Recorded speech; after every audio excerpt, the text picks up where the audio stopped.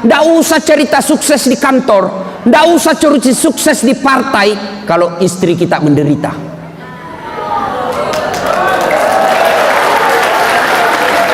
Assalatu wassalamu alaik ya imam al-mujahidin ya Rasulullah.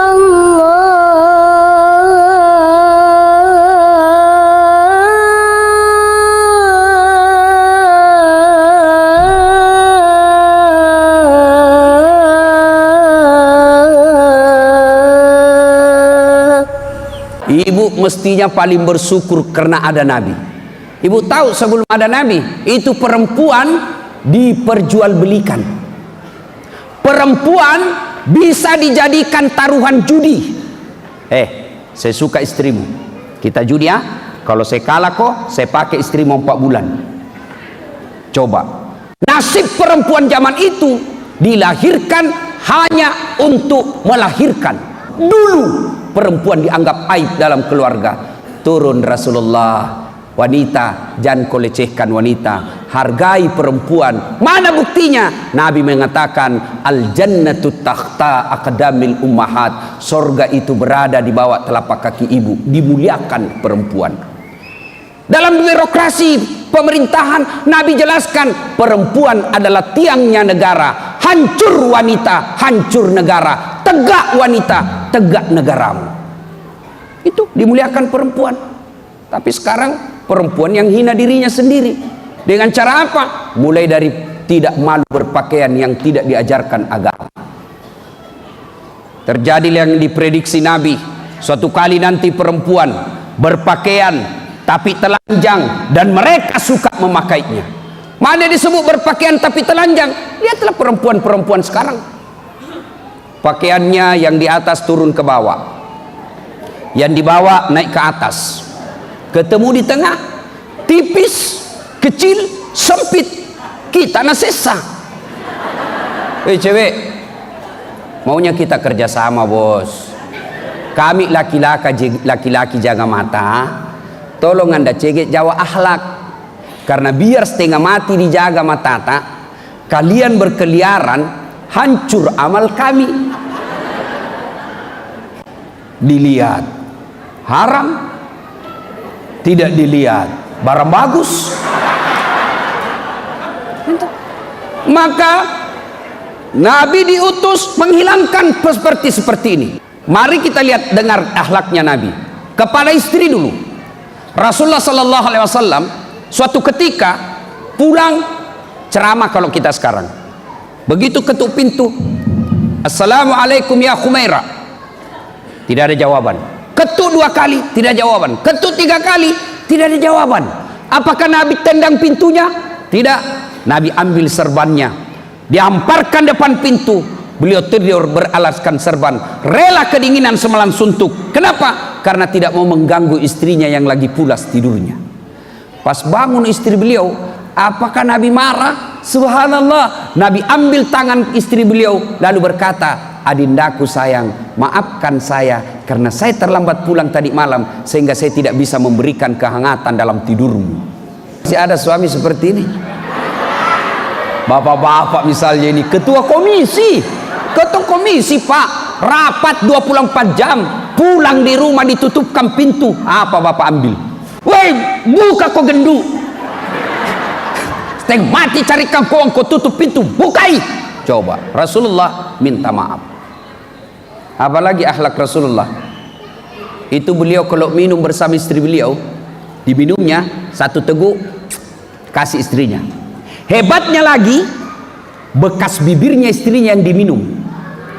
Coba kalau misalnya minum kasih lagi Aisyah. Hebatnya kalau di sini bibirnya Aisyah, ini juga yang diminum Nabi. Coba kalau bapak-bapak minum bekas bibirnya istri, bau betul mulutmu.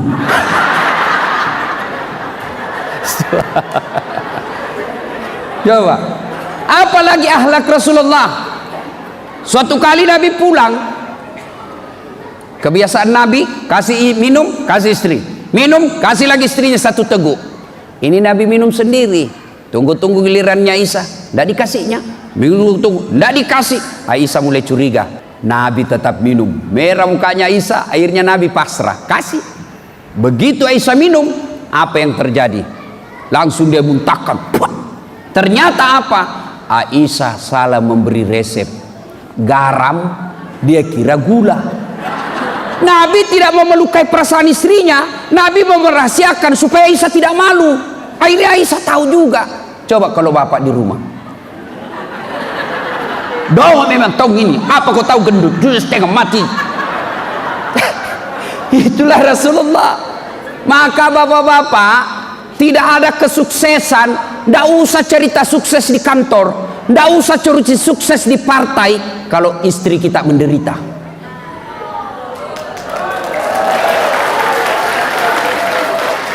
Pak, coba, saya pernah pergi khutbah di Tanah Bumbu. Ada orang datang curhat selesai khutbah, dia pegang paha saya.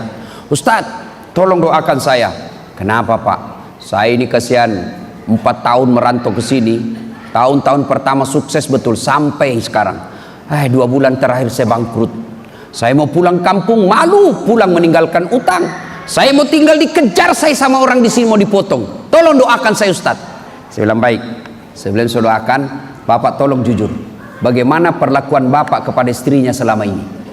Apa dia bilang? Wah, itu dia Ustadz. Lebih ku sayang istrinya orang daripada istriku. Saya bilang jangan banyak bicara, itu sebabnya. Coba. Ada orang bertahun-tahun cari nafkah, merantau dari Jawa, merantau dari Sulawesi, bertahun-tahun cari nafkah di Kalimantan, banyak duitnya, tapi tidak bisa bahagia. Kenapa? Istrinya dia tipu. Alasan rapat-rapat, ternyata pergi merapat. Kalau istrinya minta uang selalu tidak ada. Tidak ada. Sekalinya teman SMA-nya yang pernah naudodok, tanam kode SMS banking. Tidak akan ada kebahagiaan bagi mereka yang mendurhaka istrinya. Tidak akan ada. Coba, Bu, Bapak, saudara-saudara sekalian, masih ingat waktu menikah, Pak? Bapak masih ingat waktu menikah? Coba dengar kalimatnya waktu kita menikah. Saudara Dasat Latif, saya nikahkan engkau dengan anak gadisku, Naura Siddiqia Nasrun, dengan mahar seperangkat alat sholat tunai karena Allah. Siapa yang kita jadikan jaminan? Siapa yang kita jadikan garansi? Bukan gubernur, bukan ketua partai. Siapa? Allah Subhanahu wa ta'ala. Lalu pantas ketika kita hianati itu yang kita halalkan atas nama Allah, pantas 30 tahun kita ngurus partai, kok tidak bisa bahagia hidup kita? Kenapa? Karena istri yang setia mendampingi kita, Bapak hianati.